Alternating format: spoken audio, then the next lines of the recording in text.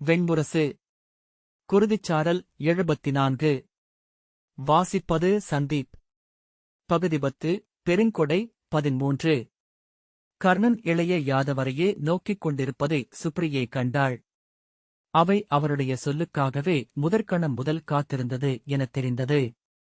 காசியப கிருசர் அவையின் ஆணை அவ்வாறென்றால் அங்க நாட்டரசர் வெளியேறுவார் என்று சொல்லிக் காத்திருந்தார்.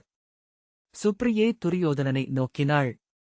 மாறா கல்தன்மையுடன் அவன் அமர்ந்திருந்தான்.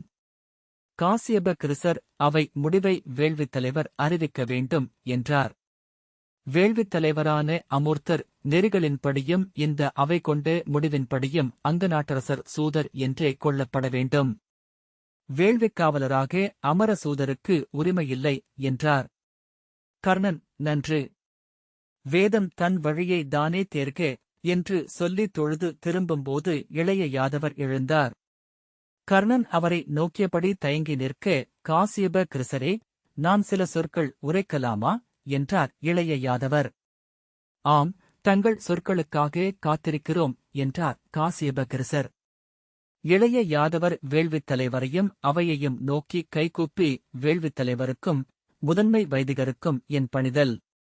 அவையமர்ந்துள்ள முனிவர்களுக்கும் வேதியருக்கும் என் மெய்வழியின் வணக்கம். அரசர்களுக்கு என் வாழ்த்துக்கள். என் ஆசிரிய நிறையை இத்தருணத்தில் உளங்கொள்கிறேன். அவர்களின் சொல் அழியாது வாழ்க என்றார். இந்த அவையில் சாந்தீபனி குறுநிலையின் ஆசிரியன் என்ற நிலையில் நான் உசாவ விரும்பும் வினா ஒன்றே.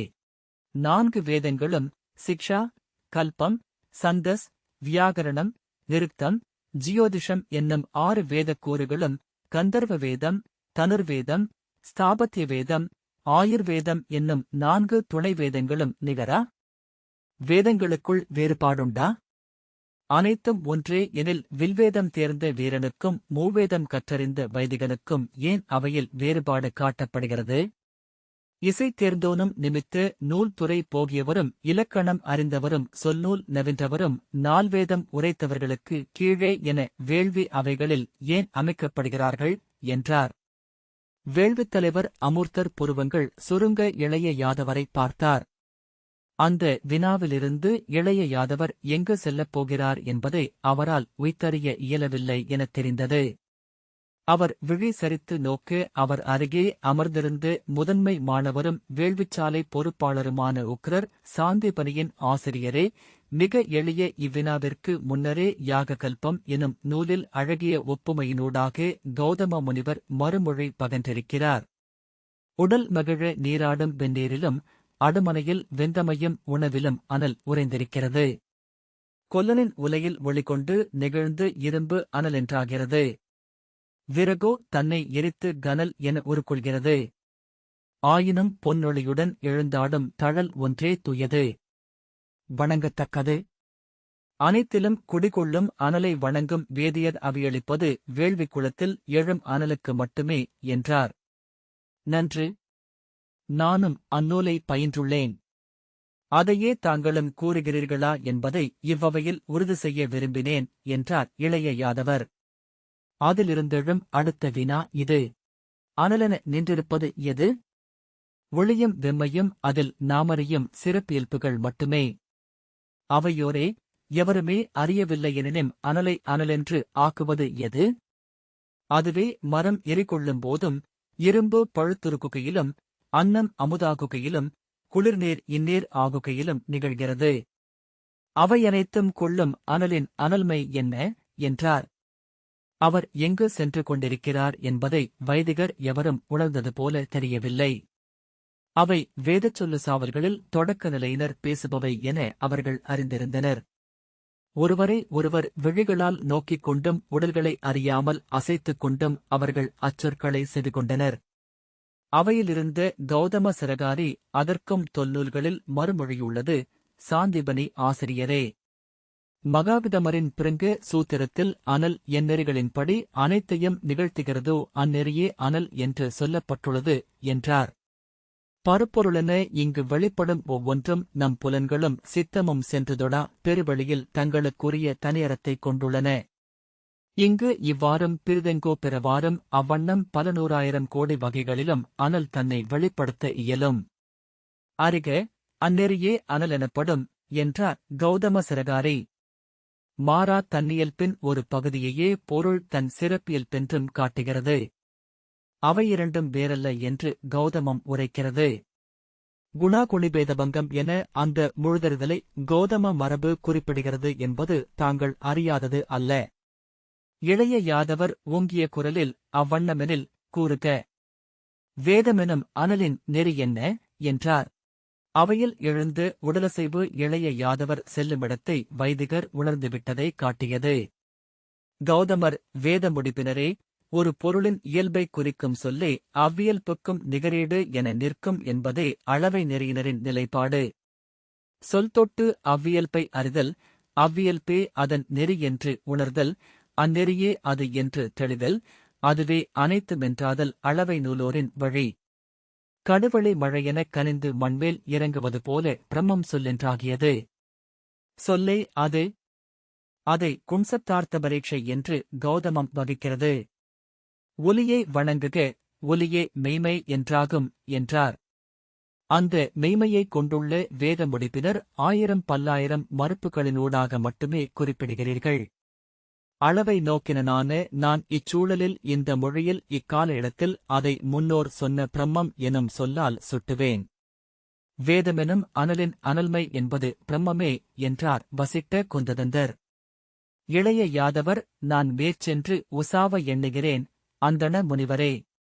அனைத்திலும் உறைவது அனலே என்றால் அனல்களுக்குள் வேறுபாடுண்டா? எதனால் வேதங்களுக்குள் வேறுபாடு அமைகிறது என்றார். கௌதம சிரகாரி ஆம், அனலுக்குள்ளும் வேறுபாடுகள் உண்டு. எங்கு எதையுண்டு எழுகிறது என்பதிலிருந்து அது அமைகிறது. அதர்வம் அழுக்கிலும் ஊனிலும் எரியும் தழல். யஜூர் விறகிலெறிவது. சாமும் அன்னத்தில் எரிவது. ரிக்வேதமோ தூய நெய்யில் எரிந்து எழுவது. பசுனை அனல் கொண்ட பின்னர் நெய்யும் எஞ்சுவதில்லை. நீல நிற பீடத்தில் நின்றிருக்கும் வெறுமையின் மேல் தழல் எழுந்து ஆடக் காண்கிறோம். அனலுடன் அது உண்டவற்றில் எரிந்து அனலென்றாகாது எஞ்சியவையும் வெளிப்படுகின்றன. புகையென மணமென உண்ட அனைத்தும் முற்றிலும் அனலென்றான தழலே ரிக் என்க என்றார். அனலின் தூய்மை அதன் தனிமையால் அளக்கப்படும். இளைய யாதவர் தலையசைத்து வேதத்தின் தூய்மை எதனால் ஆகிறது என்று எனக்கும் இந்த அவைக்கும் உரைக்க வேண்டும் என்றார். சொல்லின் தூய்மை அச்சொல் சுட்டுப்பொருள் பிறிதொன்றிலாதாகும்போது எழுகிறது. சாந்திபனியின் ஆசிரியரே, வேதம் அதன் மெய்மையாலேயே விசையும் எழிலும் கொள்கிறது. பிரம்மத்தை கூறும்போது அது பிரம்மம் என்றே ஆகிறது. அவை நோக்கி திரும்பி வணங்கி நற்சொற்கள் கௌதமரே. நான் கூற வருவது அனைத்தையும் தங்கள் சொல்லிலிருந்தே இந்த அவை அறியக் கடவதாக என்று இளைய யாதவர் சொன்னார். அவையினர் அந்த சொல்லுசாவல் மேல் ஆர்வமற்றவர்கள் போல வெற்று விழிகளுடன் அமர்ந்திருந்தனர். அவர்கள் பிறிதொன்றை நோக்கி அது செல்வதற்காக காத்திருந்தனர். அவையினரே, வேதங்கள், வேதக்கூறுகள், துணை வேதங்கள் அனைத்தும் வேதமெய்மை என்றே அறியப்படுகின்றன. ஒவ்வொன்றிலும் வேதம் என இங்கு தன்னை வெளிப்படுத்தியுள்ள பிரம்மத்தின் இருப்புள்ளது. சொல்லில் என வில்லிலும் யாழிலும் கல்லிலும் கலுவத்திலும் அது வெளிப்படுகிறது. மலரும் கனியும் சூடுதலே வேர்முதல் இலைவரை செடியின் இலக்கு. பிரம்மத்தை வேட்பதனால்தான் அதர்வம் வேதமாகிறது. பிரம்மத்தை நிகழ்த்துவதனால்தான் யஜூர் வேதமென்றாகிறது. பிரம்மத்தை இசைப்பதனால்தான் சாமம். பிரம்மத்தைச் சுட்டுவதனால் ரிக் முதல் வேதம் என்றார் இளைய யாதவர். விழைவே அதர்வம். அழித்தல் யஜுர். உணர்தல் சாமம். அதுவாதல் ரிக் என அறிக என இளைய யாதவர் தொடர்ந்தார். இங்குள்ளவை அனைத்து பிரம்மமே என்று உணர்ந்து இவற்றை விழைந்து எழுவதனால் அதர்வம் பிரம்ம ஜிக்யாசை எனப்படுகிறது. இங்குள்ள அனைத்தும் அதுவே என அறிந்து அனைத்தையும் அதற்களிக்கும் சடங்குகளினூடாக யஜுர் ஒருபடை மேம்பட்டதாகிறது. இங்குள்ள ஒவ்வொன்றுக்கும் ஓசையே சாறு என உணர்ந்து அதை கைக்கொள்வதனால் சாமம் அதைவிட மேலானதாகிறது. இங்குள்ள ஒவ்வொன்றாகக் கூறி மறுத்துச் சென்று அது ஒன்றே என உணர்ந்து அதுவே ஆகி நின்றிருப்பதனால் ரிக்வேதங்களில் உச்சமாகிறது. நன்று சொன்னீர், யாதவரே என்றார் வசிஷ்ட மரபினரான ஊர்ஜர். தலைவணங்கி உங்கள் பெருமரபால் வாழ்த்தப்பட்டேன் ஆசிரியரே என்ற இளைய யாதவர் அவையினரே. ரிக்வேதமே வேதங்களின் மகுடம். அதன் உச்சம் என எழுந்து வருவது அதன் இறுதிப் பகுதி. அவ்விறுதியின் கூர் ஓமெனும் சொல் என தொடர்ந்தார். வேதமல்ல, வேத முடிவே மெய்மை என்று உணர்க. வேதங்களனைத்தும் வேத முடிவு நோக்கி குவிய வேண்டியவை. வேதத்திற்கு வேத முடிவே மையம். வேதமரத்தின் கனி அது. வேதமெனும் ஆலயத்தின் இறை என இளைய யாதவர் தொடர்ந்தார். நாம் அறிந்திருப்போம் இப்புவியின் அனைத்து அறிதல்களும் பயனுள்ளவை என. எனவே அனைத்து அறிவும் வேதமே என்று சொல்லப்படுகின்றது. ஆனால் ஓர் அறிதல் மேம்பட்ட அறிதலுடன் முரண்படும் என்றால் மேம்பட்டதே ஏற்கப்பட வேண்டும். அவையோரே துணை வேதங்கள் ஒன்றுடன் ஒன்று முரண்படுமென்றால் எது வேதத்திற்கு அணுக்கமானதோ அது ஏற்கப்பட வேண்டும். வேதங்கள் ஒன்றுடன் ஒன்று முரண்படுமென்றால் எது ரிக்வேதத்திற்கு அணுக்கமானதோ அது ஏற்கப்பட வேண்டும். கூறுக, ரிக்வேத பாடல்கள் ஒன்றுடன் ஒன்று முரண்படுமென்றால் எது ஏற்கப்பட வேண்டும்? அவையை நோக்கியபின் கைகளை தூக்கி உரத்த குரலில் எவருக்கும் மாற்றுச் சொல்லிருக்க இயலாது. எது ரிக்வேத முடிப்போ அது ஏற்கப்பட வேண்டும் என்றார் இளைய யாதவர். வேதங்கள் அனைத்திலும் வெளிப்படுவது வேத முடிவு கண்டடைந்த மெய்மை மட்டுமே. இதை இந்த அவையில் எவர் மறுக்கிறார்கள் என்று அறிய விழைகிறேன். கௌதம சரகாரி, இந்தச் சொல்லாடலை எங்கு இட்டுச் செல்கிறீர்கள் என்று இப்போது மேலும் தெளிவடைந்தேன். இளைய யாதவரே, இவ்வினாக்கள் அனைத்தும் முன்னோர்களால் மீண்டும் மீண்டும் அவைகளில் பேசப்பட்டவை. வேத முடிவு என்பது மெய்வேதம் உசாவி கண்டடைந்து மறுத்து மேலும் கண்டடைந்து முனிவர் சென்றடைந்தது என்பதை வேதம் அறிந்தோன் மறுக்க மாட்டான். வேதத்தினூடாக சென்றடையும் இடமும் அதுவே என்பதிலும் ஐயமில்லை என்றார். ஆயினும் ஒன்றுண்டு. இமயத்தின் உச்சியில் ஆமுகம் எனும் ஊற்றில் இருந்து பெருகி வரும் கங்கையை தூயது. விண்ணிற்கு அருகிலுள்ளது. தெய்வங்கள் அங்கிருந்தே அதை கொள்ள முடியும். மாமுனிவர் இங்கிருந்து மலையேறிச் சென்று அதில் நீராடி தங்களை தூய்மை செய்து கொள்ளவும் இயலும். ஆயினும் விரிசடை அண்ணல் அது நிலம் நோக்கி சரிய வேண்டுமென்று விழைந்தார். செல்க பெருகுக என ஆணையிட்டார். சரிந்திறங்கி நிகர்நிலத்திற்கு வந்தது. 100 ஓடைகளை இழுத்து தன்னுள் சேர்த்துக் கொண்டது. பல்லாயிரம் கிளைகளாக பரவி பாரத வருஷமெங்கும் விரிந்து இந்நிலத்தின் குருதி ஓட்டமாக மாறியது. உங்கள் இல்லத்தில் வந்தணையும் வண்ணம் நீங்கள் அருந்தும் குடிநீர் கங்கையே. உங்கள் அழுக்குகளுடன் உங்கள் மூதாதையர் நினைவுகளை கழுவிவிடும் நீரும் அதுவே. யாதவரே, தூய வேத முடிவை முன்னிறுத்தி வேதமெனும் பெருக்கை வகுத்துவிட முடியாது. ஒவ்வொரு படித்துறையிலும் அது என்ன, ஒவ்வொரு வயலிலும் அதன் பயன் எது என்பதைக் கொண்டே முடிவு செய்ய வேண்டும். ஆற்றில் மாசு சேர்க்கலாகாது. ஆனால் வயலில் மாசு உரமென்றாகும். கடல் சேருந்தோறும் கங்கை மாசுடையது, மலை நோக்குந்தோறும் தூய்மை கொள்கிறது. ஆனால் பனிமலை தவக்கன்னியை அல்ல கைவிரித்து முலை பெருகிய அன்னையையே மக்கள் தெய்வமெனத் தொழுகிறார்கள் என்று வசிஷ்ட குந்ததந்தர் தொடர்ந்தார். வேத முடிவே மெய்மை என்றால் அது வில்லில் எழ வேண்டியதில்லை. மருத்துவர் கலங்களிலும் இசைவாணர் கருவிகளிலும் நிமித்திகர் களங்களிலும் நிகழ வேண்டுமென்பதில்லை. எங்களுக்கும் உங்களுக்கும் பெரும் வேறுபாடுள்ளது. நீங்கள் கங்கையை மீண்டும் மலையூற்றுக்கு கொண்டு செல்ல முயல்பவர்கள் அந்தணர் அவையிலிருந்து ஆம் ஆம் என ஓசைகள் எழுந்தன. அதிலிருந்த மறுப்பின் விசையை சுப்ரியை திரும்பி நோக்கினாள். பல விழிகளில் வஞ்சத்தையே கண்டாள். நாங்கள் உங்களைப் போல் அருந்தவத்தோருக்காகவோ அறிதல் அமர்ந்தோருக்காகவோ அல்ல வேதமோதுவது. இப்புவியும் உயிர்குலமும் மானுடரும் நலம் கொள்ளும் பொருட்டே என்றார் கௌதம ஏகதர். எளிய மானுடர் என்று நின்றே நாங்கள் வேதமுணர்கிறோம். புலரை கண்டதும் சென்று கங்கையிலிறங்கி நீரெள்ளி ஒளி நோக்கி விடுத்து மூதாதையரை எண்ணி நீராடி அனலோம்பி தெய்வங்களை வாழ்த்துபவர்கள். அன்னமென்றும் நீரென்றும் கங்கையின் வடியில் வாழ்பவர்கள். வேள்விகள் அனைத்தும் வேள்வியின்றி வேதத்தை உணர முடியாதவர்களுக்காக அமைந்தவையே என்றுணர்க. யாதவரே, நாடும் அரசும் குலமும் குடியும் கூட அவர்களுக்காகவே. ஆமுகத்தில் அமர்பவர்களுக்கு அவையும் தேவையில்லை. இளைய யாதவர் தங்கள் கூற்று தெளிவு அளிக்கிறது அந்தணரே என்றார். கங்கை நிலத்திறங்கும்போது அங்கு நீர் விழைவோனும் நிலமுழுவோனும் சென்று நின்றிருக்கவில்லை. அதன் விசை அவர்களை அழைத்திருக்கும்.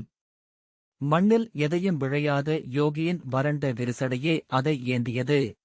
அது உண்டது போக எஞ்சியதே உலகுக்கு அளிக்கப்பட்ட கங்கை. கட்டற்ற கங்கை அழிவென்று அறிக. கட்டுறுத்தும் ஆற்றல் கொண்ட முனிவர் முறை சொல்க என்றே இந்த அவையில் கோருகிறேன் என்றார். நீரில் 8 கழிவுகள் 6 செயல்கள் முன்னோரால் தடை செய்யப்பட்டுள்ளன.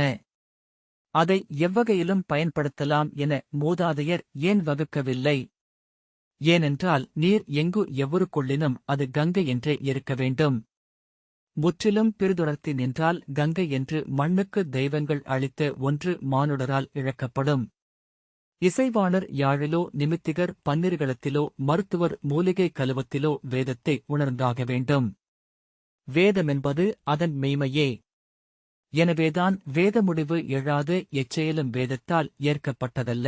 ஆற்றுபவனை அனைத்திலிருந்தும் விடுவிக்கும் செயலே யோகம். யோகமென இயற்றப்படும் எதுவும் வேள்வியே என்றார் இளைய யாதவர். கௌதம சரகாரி ஆம், ஆகவேதான் வேதம் எங்கும் ஒவ்வொரு கணமும் நிகழ்ந்து கொண்டிருக்கிறது எனப்படுகிறது என்றார். அவ்வண்ணமென்றால் வேள்வி என ஒன்று எதற்கு என்றார் இளைய யாதவர். எங்குமுள்ளது தெய்வம் என்பதனால் எக்கல்லும் தெய்வச் சிலையே. எனினும் கல் ஒன்றைச் செதுக்கி கருவறையில் பீடத்தில் அமர்த்துகிறோம் என்றார் கௌதம சரகாரி. இளைய யாதவர் அவ்வண்ணமெனில் கூறுக, ஒரு செயலை வேள்வி என்றாக்குவது எது? அச்செயலின் நெறிகளா? அச்செயலில் திரளும் உள்ளமா? கூறும் உணர்வா? அன்றி அச்செயலில் திரளும் மெய்மையா என்றார். கௌதமர் அப்பிரிவினை முற்றிலும் அறிவுத்தள உசாவலுக்கானது. முழுமையாக இயற்றப்படும் செயல் தன்னளவிலேயே மெய்மையை உள்ளடக்கியது. மெய்மையே செயலுக்கு ஒழுங்கையும் அழகையும் அளிக்கிறது. அதன் இலக்கை எய்தச் செய்கிறது. இலக்கும் அழகும் ஒழுங்கும் இல்லாத செயல் எவராலும் தொடர்ந்து பயிலப்பட இயலாது. ஆகவே தொடர்ந்து பயிலப்படும் எதுவும் அவை மூன்றையும் அடைந்து மெய்மை என்றாகி நிற்கும் தகைமை கொண்டது. அது எச்செயலாயினும் ஊனறுத்து விற்று மெய்மையை அடைந்தவரின் கதையை நாம் வேதத்தில் காண்கிறோம் என்றார். உளம்படியாமல் வெறும் கைகளால் ஆற்றப்படும் செயலில் மெய்மை எழுமா என்றார் இளைய யாதவர். உளமென்பது உடலுக்குள் தனித்து இருப்பதில்லை. கையில் நிகழ்வதும் உள்ளமே. நாவிலும் கண்ணிலும் வெளிப்படுவதும் அதுவே என்றார் கௌதம சரகாரி. ஒருவேளை செயல் ஒருவனை மெய்மை நோக்கி கொண்டு செல்லவில்லை என்றால் அதை செயல்யோகமென்று உரைக்கலாகுமா என்றார் இளைய யாதவர். அவ்வாறு ஒன்று நிகழ வாய்ப்பே இல்லை. எச்செயலுக்கும் அதற்குரிய தெய்வங்கள் உண்டு. செயலை ஆள்பவை, அதன் முழுமையில் வெளிப்படுபவை. அவை அச்செயலுக்கான பயன்களை அளிக்கும் என்பதே அளவை நெறியின் முடிவு என்றார் கௌதமர். இளைய யாதவர் அந்தணரே, ஆசிரியர்களே, ஒரு செயலின் முழுமையை எவ்வண்ணம் வகுப்பது? அதன் இலக்காலா, வெற்றியாலா, எண்ணத்தாலா, செயலாலா என்றார். யாதவரே, செயலின் விளைவு எதிர்காலத்தில் முடிவின்மையில் உள்ளது. அதை எண்ணி எவரும் செயலாற்ற இயலாது. கொள்ளும் இலக்கு என்பது கூட அறிய முடியாமையிலேயே அமைந்துள்ளது. நாம் அறிவது நம் கையும் நெஞ்சும் ஆற்றும் செயலை மட்டுமே.